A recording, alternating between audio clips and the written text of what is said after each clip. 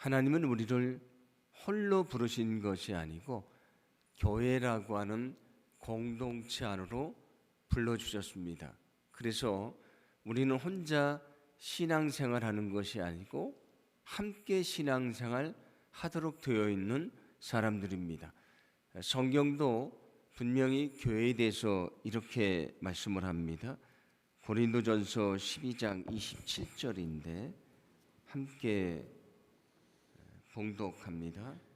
너희는 그리스도의 몸이요 지체의 각 부분이라. 아멘.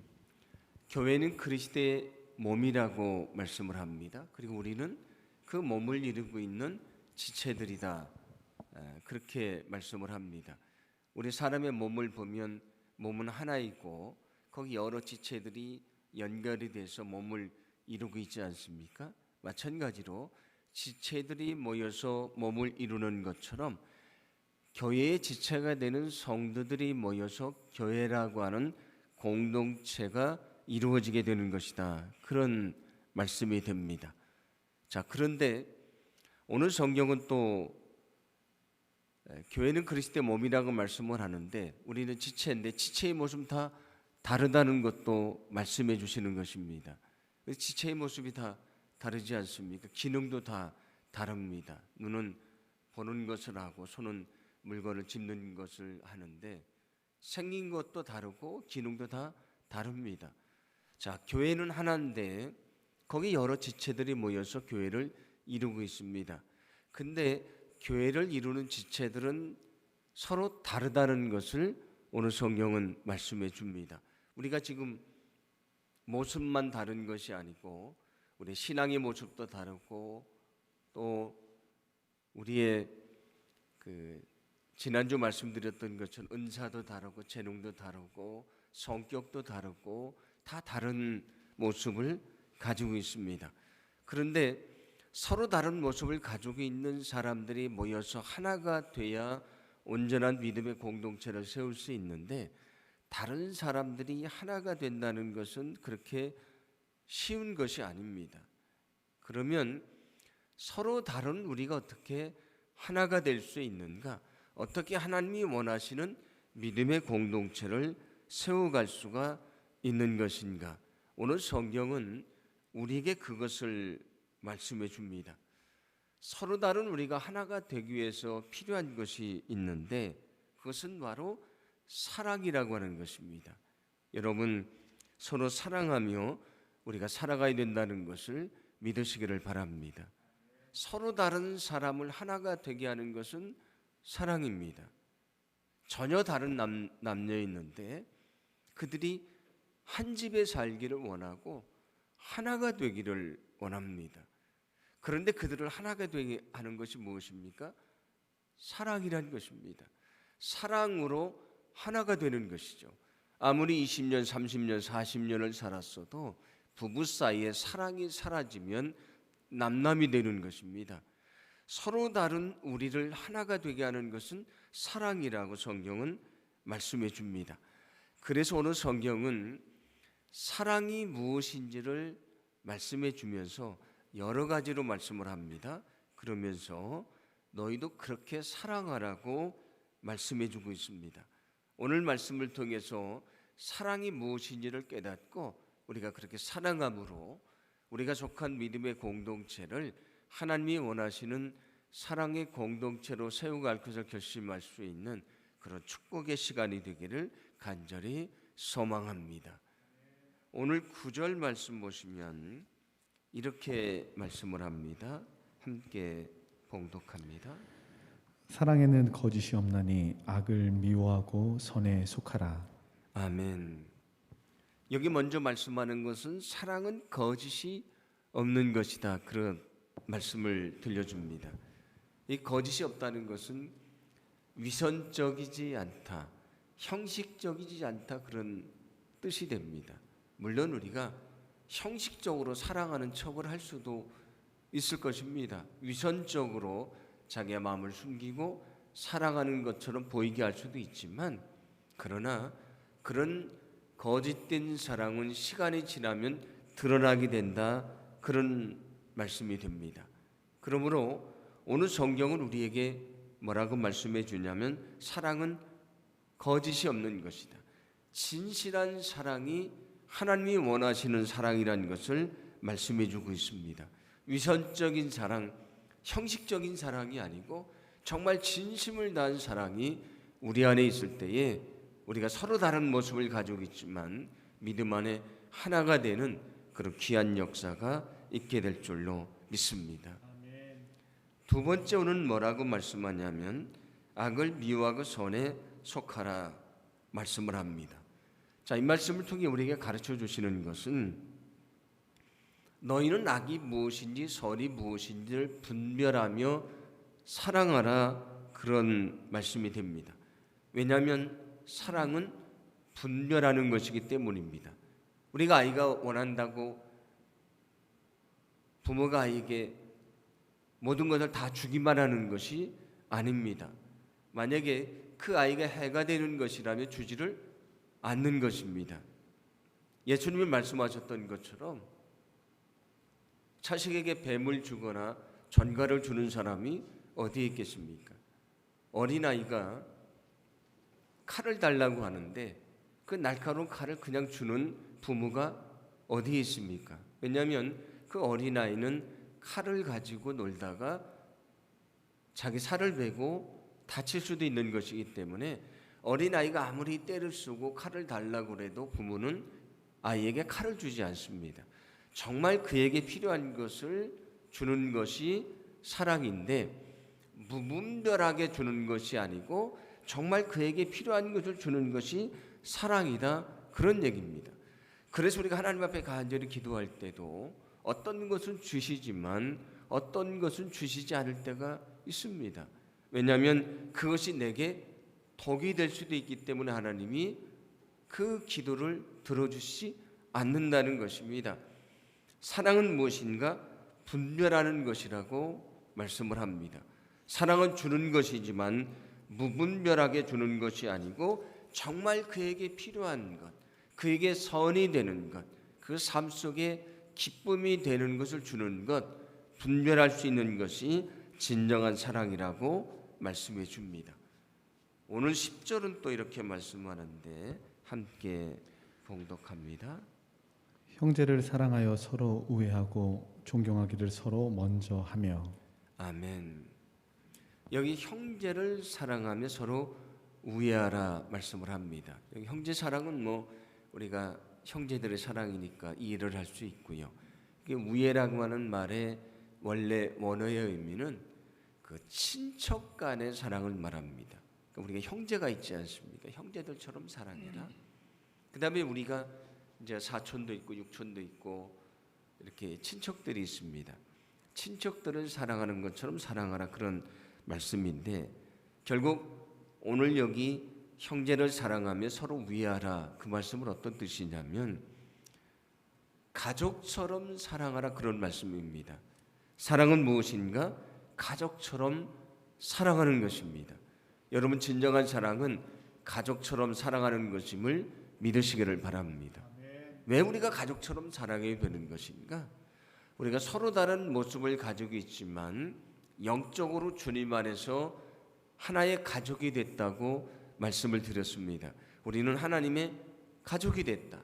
우리는 영적인 가족이 됐다. 그래서 우리는 가족처럼 사랑해야 된다는 것을 성경은 계속해서 우리에게 말씀해 줍니다. 우리가 그렇게도 사랑해야 되는 이유는 교회 자체가 가지고 있는 의미가 바로 가족 공동체이기 때문입니다. 우리가 교회에서 쓰는 많은 다양한 용어들이 있는데 사실은 가정에서 쓰는 용어들하고 비슷한 것들이 많이 있습니다. 하나님은 아버지가 되십니다. 예수님은 하나님의 아들이 되십니다. 어머니가 안 계시지 않습니까? 어머니는 어디 계시는가? 신학적으로 보면 성령님의 이미지가 어머니의 이미지입니다. 그러면 성부 아버지 하나님, 성자 예수님, 어머니의 이미지를 가지고 있는 성령 하나님, 삼일체 하나님이 우리가 믿는 하나님이지 않습니까? 그런 것처럼 하나님의 이미지 자체가 이런 가족 공동체의 이미지라는 그런 말씀이 됩니다. 그리고 우리가 교회에서 서로를 대할 때에 남자들에게는 형제라고 부르고 우리 여성분들에게 자매라고 부르지 않습니까? 형제 자매가 형제인 것처럼 우린 그리스도 안에서 한 형제 자매가 된 가족 공동체다, 영적인 가족 공동체다, 그런 말씀입니다. 그래서 우리가 사랑을 해야 되는데 어떻게 사랑해야 되는가? 가족처럼 사랑해야 된다는 것을 성경은 말씀해 주고 있습니다. 소망하기는 우리가 서로 다르지만 영적인 공동체가 됐다는 것, 영적인 가족이 됐다는 사실을 기억하고 우리가 정말 가족을 사랑하는 것처럼 진실한 사랑을 하고 그 안에 정말 하나가 되는 그런 귀한 역사가 있기를 간절히 소망합니다. 또 성경은 뭐라고 말씀해 주십니까? 서로 존경하기를 먼저 해라, 그렇게 말씀을 합니다. 자, 여기 사랑이 뭔지를 말씀해 주는데, 사랑은 뭐냐면 존경해 주는 것입니다. 남을 높여 주는 것이 사랑입니다. 다른 사람들을 깔보거나 또는 아주 낮고 천하게 여기는 것, 무시하는 것은 사랑이 아니라는 것입니다. 존경하는 것이 사랑입니다. 그런데 오늘 성경은 어떻게 사랑을 하고 말씀하냐면 존경하되 서로 존경하라, 그렇게 말씀합니다.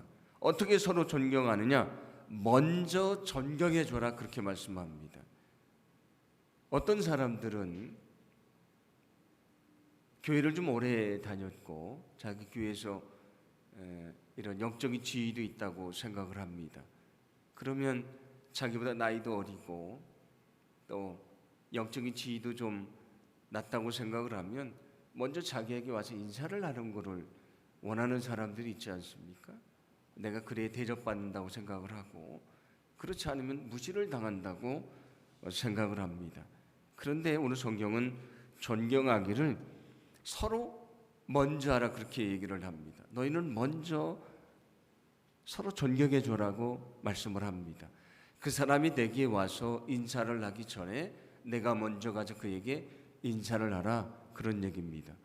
어느 교회가 구호를 외치던데 그 구호가 뭐냐면 먼저 보고 먼저 인사하자. 먼저 보고 먼저 인사하자. 교회에서 저 사람이 나한테 와서 인사하면 째려보면서 저 사람이 나한테 인사도 안 하네, 그러는 게 아니고 먼저 가서 그에게 인사를 해라. 먼저 새가족이라면 더욱더 달려가서 인사를 해라. 우리가 서로 먼저 보고 먼저 인사하고 존경을 해줄 때에 우리가 하나가 될 수 있다는 것을 오늘 성경은 말씀해 주고 있습니다. 오늘 11절은 이렇게 말씀합니다. 함께 봉독합니다. 부지런하여 게으르지 말고 열심을 품고 주를 섬기라. 아멘.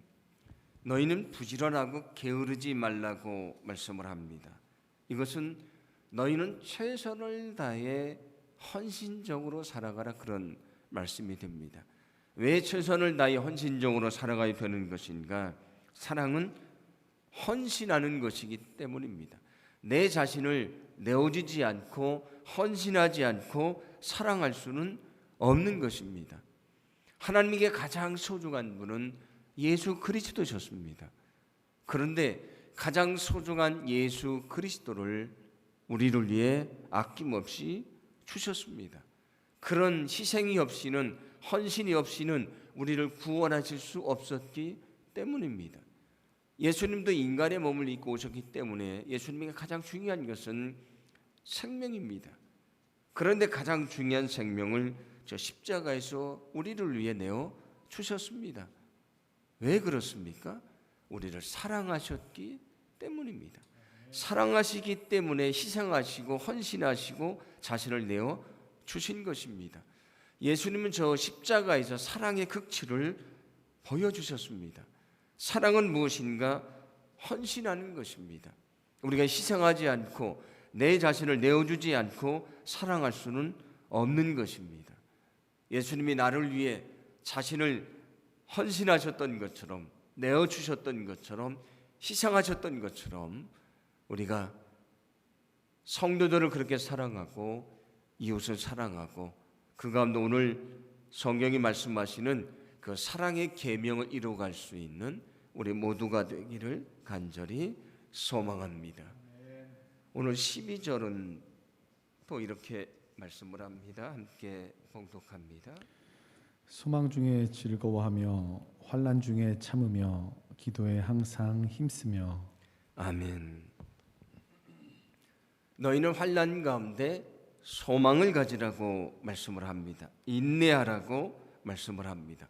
환난이 찾아와도 소망이 있으면 인내할 수 있는 것인데 오늘 그것을 말씀합니다. 환난이 찾아와도 너희는 하나님이 계시니 소망을 가져라. 그리고 너희는 인내하는 자가 되라고 말씀을 합니다. 왜냐하면 사랑은 인내하는 것이기 때문입니다. 우리가 자녀들에 대해서도 인내하는 이유가 무엇입니까? 사랑하기 때문입니다. 때로는 나를 외면하고 버리고 떠나간 사람이 있어도 우리가 인내하며 기다리는 것은 그를 사랑하기 때문입니다. 그래서 고린도전서 13장을 사랑장이라고 얘기를 합니다. 거기서 사랑에 대해서 여러 가지로 말씀을 하는데 오늘 말씀처럼 여러 가지로 말씀을 하는데 첫 번째로 사랑을 뭐라고 말합니까? 사랑은 오래 참는 것이다. 인내하는 것이다. 그런 얘기입니다. 언제까지 인내하시는가? 끝까지 인내하는 것이 사랑입니다. 예수님이 제자들의 발을 씻어주시면서 사랑의 본을 보여주시지 않습니까? 근데 그 이야기가 시작되는 말씀을 보면 뭐라고 말씀하시냐면 예수님이 제자들을 사랑하시되 끝까지 사랑하시니라 라고 말씀합니다. 근데 그 말씀은 굉장히 큰 의미가 있습니다. 예수님이 그들을 사랑하시되 끝까지 사랑하셨다. 근데 발을 씻어주는 제자들이 어떤 사람입니까? 이제 조금 지나면 예수님을 버리고 도망갈 사람들이고요. 거기 예수님을 3번 모른다고 부인하는 베드로도 있습니다. 베드로만 있는 것이 아니고요. 예수님을 팔아버릴 가룟 유다도 있었고 그의 발도 씻어주셨다고 성경은 말씀해 줍니다. 인내하는 사랑, 기다리는 사랑, 그게 진정한 사랑입니다. 제자들이 예수님을 다 버려두고 도망갔지만 예수님을 부인했지만 예수님을 기다리고 인내하셨습니다. 그럴 때 그들에게 성령이 임하게 되고 그들이 온전한 주님의 제자가 되었다는 것을 믿으시기를 바랍니다. 그러므로 사랑은 무엇인가? 인내하는 것이라는 것을 여러분 기억하시기 바랍니다. 오늘 13절은 이렇게 말씀합니다. 함께 봉독합니다. 성도들의 쓸 것을 공급하며 손 대접하기를 힘쓰라. 아멘. 성도들의 쓸 것을 공급하고 손님을 대접하는 것이 사랑이라고 말씀을 합니다. 사랑은 무엇인가? 내게 소중한 것을 나누어 주는 것입니다. 그게 바로 사랑입니다. 여러분, 사랑은 나누어 주는 것이란 사실을 믿으시기를 바랍니다. 우리의 마음도 나누어 주고요. 물질도 나누어 주고 필요한 것을 나눠 주는 것이 사랑입니다. 그를 위해서 아낌없이 내 시간을 내어 주는 것도 그것이 바로 사랑입니다. 우리가 어제까지 명절 기간을 보냈는데 자녀들이 시골에 있는 부모님에게 가면 부모님이 뭘 그렇게 싸주려고 하시지 않습니까? 그래서 어떤 때 보면 보따리를 몇 번 풀었다 쌌다 합니다. 보따리를 쌌다가 잠깐만 기다려 또 가지고 오면 또 싸주고 가지고 가려고 그랬더니 조금만 더 기다려 가져서 또 하나 싸주고 몇 번 풀었다 쌌다. 저도 그런 기억이 있습니다.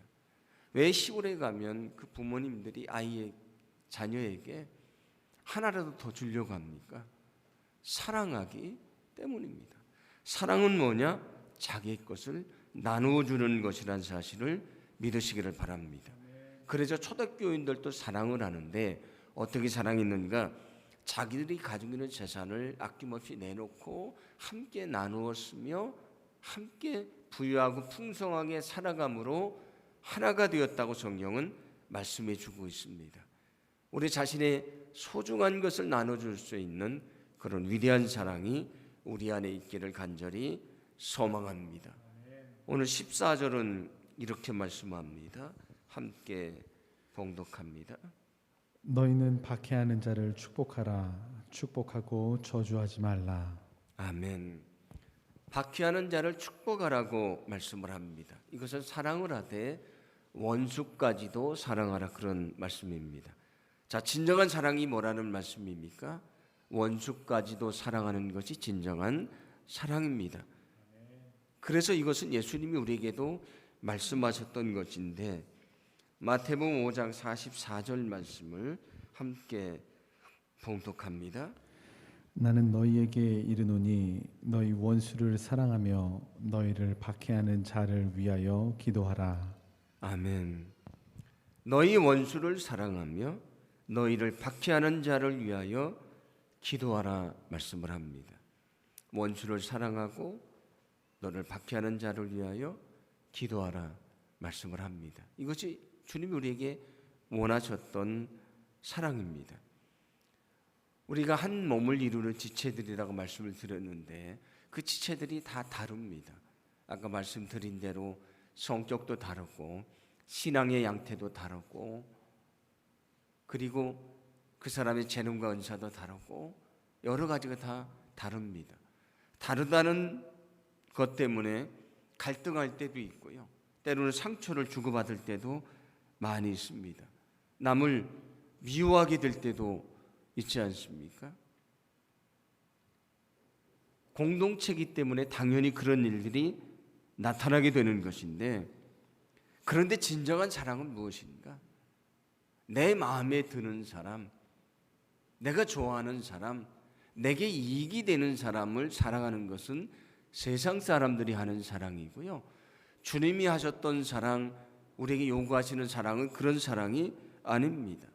나와 생각이 다른 사람, 때로는 나와 갈등 관계에 있는 사람, 때로는 나를 무시하는 사람, 때로는 나를 원수로 생각하는 사람도 사랑하는 것이 진정한 사랑인 것을 성경은 말씀해 줍니다. 왜냐하면 예수님이 그렇게 우리를 사랑해 주셨습니다. 그래서 로마서 5장을 보시면 예수님이 우리를 위해 죽으시는데, 여기 예수님 우리에게 요구하시는 것은 원수를 사랑해라. 할 수 있습니다. 너를 박해하는 원수를 위해 기도해라. 할 수 있습니다. 그런데 예수님 어떻게 사랑하셨는가? 너희가 하나님과 원수 됐을 때에 너희를 위해 예수님이 죽으셨다고 말씀을 합니다. 예수님의 사랑은 원수를 사랑하고 그를 위해 기도하는 정도가 아니고요, 원수를 위해 죽는 사랑입니다. 원수를 살리기 위해 자기의 생명을 내어주는 게 예수님의 사랑입니다. 진정한 사랑은 무엇인가? 원수도 사랑하는 것, 그를 위해 기도하는 것이 진정한 사랑인 것을 믿으시기 바랍니다. 그래서 예수님도 사랑하라고 말씀하시면서 이렇게 말씀하신 적이 있습니다. 마태복음 5장 46절과 47절 말씀입니다. 함께 봉독합니다. 너희가 너희를 사랑하는 자를 사랑하면 무슨 상이 있으리요? 세리도 이같이 아니하느냐? 또 너희가 너희 형제에게만 무난하면 남보다 더하는 것이 무엇이냐? 이방인들도 이같이 아니하느냐? 아멘. 내가 사랑할 수 있는 사람들, 내게 이익이 되는 사람들, 내가 좋아하는 사람들만 사랑하는 것은 세리, 그 당시 세리는 아주 죄인 중에 죄인으로 낙인이 찍혔던 사람들인데, 죄인들도 그렇게 사랑한다. 하나님을 알지 못하는 이방인들도 그렇게 사랑한다 말씀을 합니다. 너희들이 해야 될 사랑은 원수까지도 사랑하는 것이다. 그를 위해 기도하는 것이라고 말씀해 주고 있습니다. 소망하기는 우리 마음속에 예수님의 그 사랑이 있기를 간절히 원합니다. 우리가 그 사랑으로 진실로 사랑할 때에 우리가 서로 다른 모습을 가지고 있지만 하나된 교회를 이루게 될 것이고요, 하나 돼서 협력할 때에 우리 교회가 하나님의 역사를 이루는 능력 있는 교회가 될 줄로 믿습니다. 그래서 우리가 자칫 잘못하면 교회에 다양한 사람들이 있다 보니까 다르다는 이유로 비판하고 정죄할 때가 많이 있습니다. 오늘 19절은 뭐라고 말씀합니까? 그렇게 하지 말아라. 심판은 하나님의 몫이다. 만약에 그가 잘못됐다면 하나님이 그를 심판할 것이니 심판은 너의 몫이 아니니 오히려 그를 사랑하고 기도해 줘라고 말씀을 합니다. 그래서 20절 말씀을 보면 말씀하는 것이 오히려 그를 위해서 필요한 것을 공급해 줘라. 그를 사랑하고 기도해 주라는 말씀입니다. 그러면 어떻게 될 것인가? 숯불을 머리에 쌓는 것과도 같은 일이 나타날 것이라 말씀을 합니다. 이게 어떤 의미의 말씀이냐면 과거에는 머리에다가 횃불을 올려놓고 회개를 하는 사람들도 있었다라는 얘기가 있습니다. 그래서 회개를 상징한다 그렇게 생각을 하고요. 만약에 우리 위에 횃불이 있으면 얼굴이 붉어지지 않습니까? 사람이 언제 얼굴이 붉어지죠? 부끄러우면, 자기 죄를 깨달으면 얼굴이 화끈거리지 않습니까? 역시 이것도 회개를 의미하는 것입니다. 어떤 것이든지 이 말씀은 숯불을 머리 위에 놓는다는 것은 회개를 말합니다. 내가 정말 사랑할 수 없는 사람을 정말 사랑합니다. 그를 위해 진심으로 기도해 줍니다. 그러면 사람의 마음속에는 무엇이 선한지 악인지를 깨닫는 양심이라는 것을 선물로 주셨기 때문에 그의 마음이 움직여지기 시작을 합니다. 사랑할 수 없는 자기를 사랑하는 것을 보면 그가 깨닫게 되고요. 아, 내가 뭔가 잘못했구나. 내가 부끄럽구나. 얼굴이 화끈거리고 그가 엎드려서 회개하고 주님 앞으로 돌아오게 될 것이다. 그를 비판하고 정죄한다고 그가 주님 앞으로 돌아오는 것이 아니고 그를 사랑하고 그를 위해 기도할 때에 그가 회개하고 돌아오는 것이다.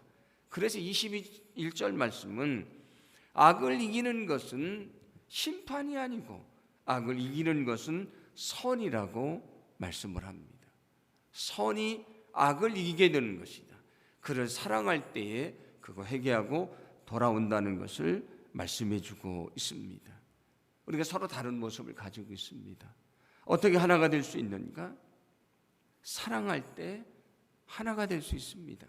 그래서 예수님이 여러 가지를 말씀하셨지만 결국 딱 한 가지의 계명으로 요약을 하십니다. 요한복음 13장 34절인데 함께 봉독합니다. 새 계명을 너희에게 주노니 서로 사랑하라. 내가 너희를 사랑한 것 같이 너희도 서로 사랑하라. 아멘. 새 계명을 너희에게 주는데 그것은 너희가 사랑하는 것이다. 어떻게 사랑하는 것인가? 나처럼 사랑하는 것이다. 내가 사랑했던 것처럼 서로 사랑하는 자가 되라고 말씀해 주고 있습니다. 우리가 서로 다른 모습을 가지고 있지만 어떻게 하나님이 원하시는 믿음의 공동체를 세워갈 수 있는가? 주님처럼 사랑할 때에 우리가 하나님 원하시는 믿음의 공동체를 세우게 될 줄로 믿습니다. 그 사랑으로 우리가 하나님의 일을 감당하고요. 이 교회가 세상에 죽어가는 영혼들을 구원해내는 그런 귀한 역사를 이루게 될 줄로 믿습니다. 오늘 15절은 이렇게 말씀을 합니다. 함께 봉독합니다. 즐거워하는 자들과 함께 즐거워하고 우는 자들과 함께 울라. 아멘. 서로 다른 사람들이 어떻게 하나님이 원하시는 하나 되는 공동체를 세울 수 있는 것인가? 오늘 성경은 뭐라고 말씀합니까? 오늘 성경이 말씀하는 것은 함께 즐거워하고 함께 슬퍼하라고 말씀을 합니다. 하나가 되기 위해서 필요한 것은 사랑입니다. 사랑을 다른 말로 말하면 관심입니다. 어떤 사람에 대해서 관심을 갖는다는 것은 사랑이 있다는 얘기고요. 그에 대해서 무관심하기 시작을 하면 사랑이 식어진 것입니다. 그래서 관심을 갖는 것입니다. 그가 무엇 때문에 정말 기뻐하는지, 무엇 때문에 정말 가슴 아파하는지를 관심을 가지고 함께 기뻐하고 함께 슬퍼하는 것이 진정한 사랑이라는 것입니다. 서로 다른 우리가 어떻게 하나가 될 수 있는가? 서로 슬픔과 기쁨을 함께 나눌 때에 우리가 하나가 될 수 있다는 것을 믿으시기 바랍니다. 여러분, 슬픔과 기쁨을 함께 나누며 살아가야 된다는 것을 기억하시기를 바랍니다. 교회는 그리스도의 몸이라고 말씀드렸고 우리는 지체라고 말씀을 드렸는데, 연결되어 있으니까 운명 공동체가 됩니다. 손가락 하나만 아파도 온몸이 아픔을 느끼게 되지 않습니까? 어느 곳에 염증이 생기면 그것 때문에 온몸에 열이 나지 않습니까? 아픔을 함께 느끼게 되었습니다. 기쁜 일이 있으면 함께 기뻐하게 된다고 말씀을 하는데, 고린도전서 12장 26절입니다. 함께 봉독합니다. 만일 한 지체가 고통을 받으면 모든 지체가 함께 고통을 받고, 한 지체가 영광을 얻으면 모든 지체가 함께 즐거워하느니라. 아멘. 한 몸이고 한 몸을 이루는 지체들이기 때문에 한 지체가 고통을 받으면 함께 고통을 받게 되는 것이고, 만약에 한 지체가 영광을 얻으면 모든 지체가 즐거워하는 것이라고 말씀해 줍니다. 그게 하나님이 원하시는 믿음의 공동체다, 그런 말씀입니다. 여러분, 우리는 하나님이 불러 모아 주셔서 그리스도의 몸이라고 하는 교회를 이루게 하셨습니다. 우리는 서로 다 다릅니다. 우리가 서로 다르지만 사랑 안에 하나가 될 때에 우리 교회가 하나님 원하시는 믿음의 공동체가 될 줄로 믿습니다. 우리가 서로 협력하며 우리에게 주어진 영혼구원의 사명을 감당하고 이 땅에 하나님의 뜻을 이루는 귀한 역사가 있기를 간절히 소망합니다. 또 하나가 되기 위해서 어떻게 해야 되는가? 오늘 16절인데 함께 봉독합니다. 서로 마음을 같이하며 높은 데 마음을 두지 말고 도리어 낮은 데 처하며 스스로 지혜 있는 채 하지 말라. 아멘. 높은 마음을 가지지 말라, 스스로를 낮추라고 말씀을 합니다. 우리가 하나 되기 위해서 필요한 것은 겸손이라는 말씀입니다. 겸손하고 서로를 존중해 줄 때에 하나가 될 수 있다는 것을 오늘 성경은 말씀해 주고 있습니다. 여러분, 겸손히 서로를 존중해 주어야 한다는 것을 기억하시기를 바랍니다. 만약에 우리가 교만한 마음을 가지고 다른 사람을 나보다 낮게 여긴다, 아주 천하게 여긴다, 하나가 될 수가 없는 것입니다. 어떻게 하나가 될 수가 있는가? 빌립보서 2장 3절인데 함께 봉독합니다. 아무 일에든지 다툼이나 허용으로 하지 말고 오직 겸손한 마음으로 각각 자기보다 남을 낮게 여기고. 아멘. 오직 겸손한 마음으로 각각 자기보다 남을 낮게 여기는 것이 아니고요, 낮게 여기라, 그를 존중해 줘라, 그를 높여 줘라. 그러면 너희가 하나가 될 것이라는 것을 말씀해 주고 있습니다. 어떻게 우리가 하나가 될 수가 있는가? 겸손히 서로를 존중해 줄 때에 우리가 하나가 될 수 있다는 것을 믿으시기를 바랍니다. 예수님이 우리를 구원하시기 위해서 어떻게 하셨습니까? 저 하늘 보좌에 앉으셔서 거기서 우리를 구원하신 것이 아니고요, 이 인간의 몸이 어떻습니까? 이 몸이 약합니다. 바이러스 하나만 들어와도 우리가 지금 몇 년째 코로나로 고생하지 않습니까? 그 바이러스 때문에 병들고요, 사람이 죽기도 합니다. 사람의 몸이 얼마나 연약합니까? 사람이 쉽게 낙심하고 지치고 쓰러지고 살아갑니다. 시간이 지나 죽으면 한 줌의 흙으로 가게 되는 것이 인간의 몸이지 않습니까? 그런데 예수님이 우리를 구원하시기 위해서 가장 낮은 자의 모습으로 오셨는데 어떤 모습으로 오셨는가? 이 천한 인간의 몸을 입고 이 땅에 오셨다고 말씀을 합니다. 가장 낮은 자의 모습으로 오셔서 우리와 같이 되셨고 우리를 이해하시고 우리를 구원하셨다고 성경은 말씀해 줍니다. 우리가 주님이 오시는 날 다시 부활하게 되지 않습니까? 왜 예수님이 인간의 몸을 입고 이 땅에 오셨는가? 예수님이 이 땅에 오셔서 우리와 똑같이 죽으시고 그 몸이 부활하시는 것을 보여주심을 통해서 우리에게 부활의 영광이 있음을 확인시켜 주시기 위해 이 땅에 오신 것입니다. 예수님이 가장 낮은 자의 모습으로 오셔서 우리와 같이 되셨고 우리의 눈높이를 맞춰주셨고 우리처럼 아파하시고 우리처럼 죽으셨지만 다시 살아나심으로 구원을 약속해 주셨습니다. 우리가 우리 자신을 낮추지 않으면 하나가 될 수가 없는 것입니다. 우리가 정말 주님처럼 우리 자신을 낮추고 우리가 정말 주님의 마음을 가지고 서로를 존중해 줄 때에 높여 줄 때에 우리가 정말 주님 안에 하나가 되는 귀한 역사가 있게 될 줄로 믿습니다. 우리가 주님의 공동체로 부름을 받았습니다. 오늘 말씀처럼 사랑으로 하나가 되는 공동체, 협력하며 주의 사명을 감당하는 공동체, 그리고 이 땅에 하나님이 우리에게 기대하시는 뜻이 있는데 생명이 다하는 그날까지 그 영광을 위해 온전히 살아갈 수 있는 그런 믿음의 공동체가 되기를 간절히 소망합니다. 그래서 우리 교회를 통해 하나님이 영원히 영광 받아주시는 그런 귀한 역사가 있게 될 줄로 믿습니다. 오늘 말씀을 기억하면서 우리가 기도하기를 원합니다. 기도할 때에 서로 사랑하며 하나 되는 믿음의 공동체를 세워가게 하소서. 기도하시고 또 협력하며 하나님의 사명을 감당하는 믿음의 공동체가 되게 하소서. 오늘 기도 제목을 놓고 함께 기도하도록 하겠습니다. 기도합니다.